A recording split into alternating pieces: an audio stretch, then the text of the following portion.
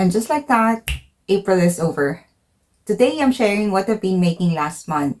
Some projects I did finish within the month, and some are still in progress. I'll also share the two blouses that I made for the Sew April challenge.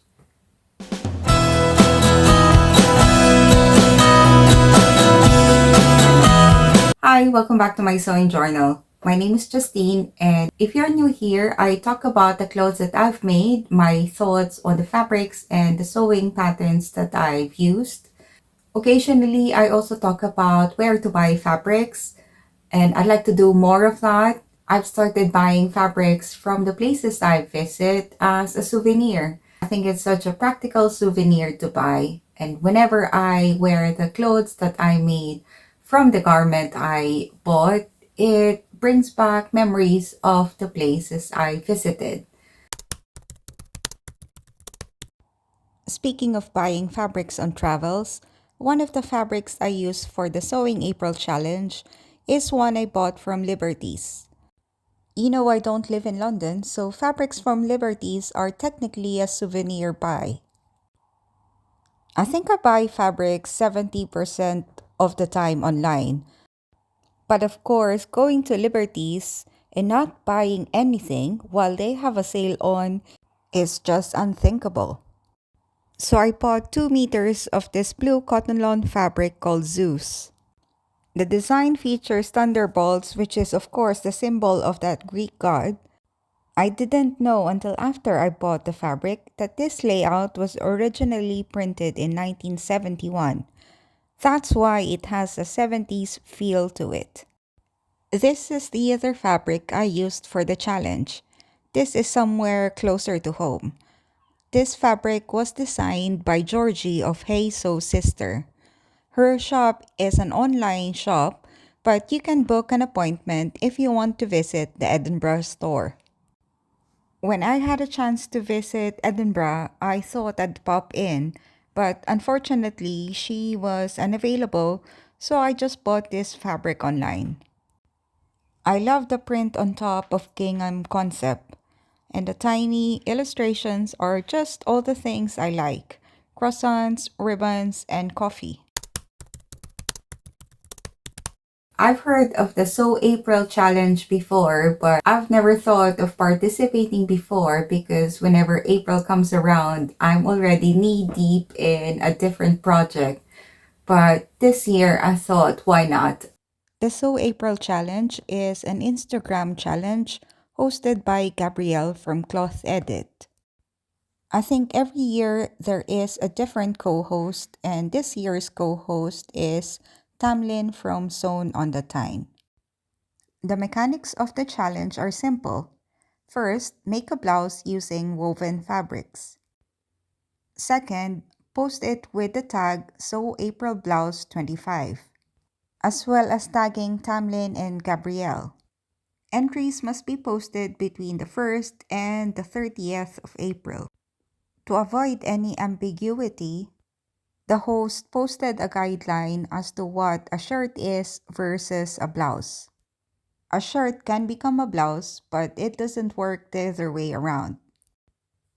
Of course, like any other creative challenge, this challenge will be judged on how much experimentation, embellishments, creativity was put into the making of the blouse. I did think my submissions would be fancier, but in the end, I just used this challenge as a prompt for me to use the fabrics I have in my stash. For the gingham fabric, I thought I'll use it to make a summer dress. Then I thought I'd maybe wear it more if it was a blouse. Then the April blouse challenge came, so I thought that's decision made. This fabric will now be for a blouse. So for this challenge, I use McCall's M8284 sewing pattern.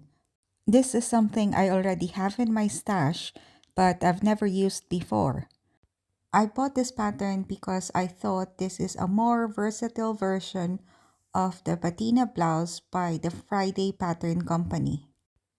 This patina blouse seems to be very popular on Instagram amongst makers.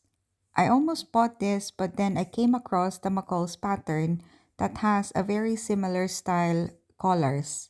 So I bought the McCall's pattern since it offers two dress options and two blouse options and it's cheaper. For this challenge, I'm making option B. I thought the statement collars and puffy sleeves would make for a good blouse. For the Liberty fabric, I used this McCall's 8198 blouse pattern. I thought this pattern has a retro feel, so that will go nicely with the 70s vibe of the Liberty fabric. This is a pattern for a crop blouse with three options. I've made option A, which is a crop blouse with short puffy sleeves and elasticated waist. Ta-da! My first long sleeves blouse. First of all, I'd like to congratulate myself for actually using this fabric. I'm always reluctant to use fabrics I love in case I mess them up. So luckily, this turned out as well as I hope it would. I love the statement collar and I love the big sleeves. The sizing was good, but I'd add a couple of inches to make it a bit longer next time. I added a snap to the neckline because it was a bit loose. You get a free woven label every time you buy from Heiso's sister. I stitch it on the wrong side of the button lapel because sometimes I find labels around the neck are irritating. I used the fabric cuttings to make my own bias binding, which I used around the armholes. As for the buttons, I thought I found the perfect match when I found these gingham buttons online.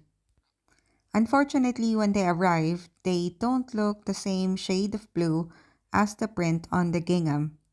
A bit disappointed because I thought gingham on gingham would have been cute, but anyway, I really wanted to find the right shade of blue that goes well with the print on the gingham. So I just went to John Lewis and picked up these plain buttons that I think goes well with the print on the gingham. Now here's blouse number 2. I think this turned out to be such a cute little top with emphasis on cute. By cute, I mean I think I needed to be a tad longer. Since I cannot really make it any longer, I will unpick the elastic waistband, make it 1 if not 2 inches longer so that the blouse just hangs but doesn't actually clings around the waist. I think by doing that, the blouse won't ride up too much and make it even look shorter. I do love this McCall's pattern. It's just personal preference that the blouse could be 1 if not 2 inches longer. I also like the fact that the sewing pattern requires hand stitching. I thought this armband would have been stitched in a ditch on the opposite side, but the pattern calls for blanket stitch on the wrong side. I used a meter to make this blouse, so I still have another meter to use for a matching pair of trousers. For the trousers, I used this other McCall's pattern. This is the second, if not the third time I use this pattern, but still I cannot remember the adjustments I made for the trousers. So I made little adjustments here and there, and in the end, it was okay. There were small cuttings left over of this fabric, which I thought I could use to make this option B crop top.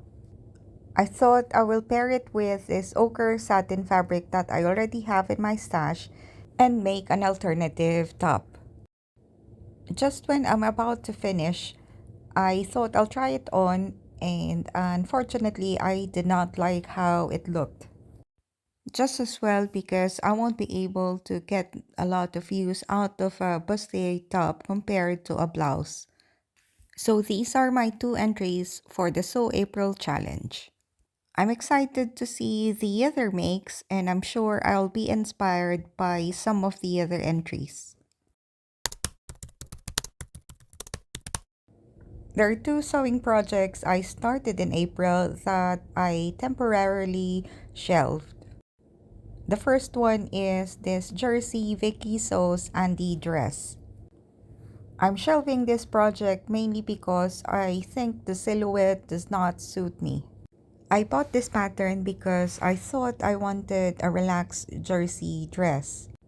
But looking at my pictures in this dress, I think it just makes me even shorter. So I parked this project for now. Hopefully inspiration strikes and I can think of a way how to use this fabric because I do love this leopard print jersey. The other work in progress is this Know Me cardigan. I'm using this pattern as well as a cardigan I already have to make my own cozy cardigan. I'm also adding heart-shaped pockets. I think I might have made the pockets too big, so that's why I haven't finished this project just yet. I don't know about you, but I get annoyed when I feel like I made a mistake and now the finished garment will not be as nice as it would have been. So now I'm not as excited to finish this project, but hopefully I will finish it this month. I thought I'll just share some pictures of places I've been just cause spring has finally sprung. It's so nice to see nature come alive again. I try to go for walks with my friends, especially when the weather is nice. This place here is in Hexham, which is not too far from where I live.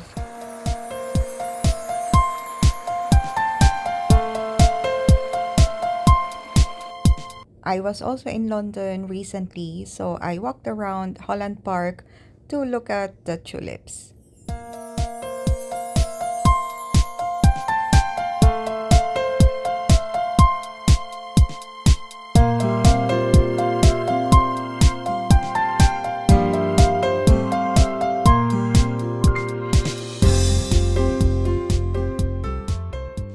Finally, here are some flowers from the Royal Botanic Gardens in Edinburgh.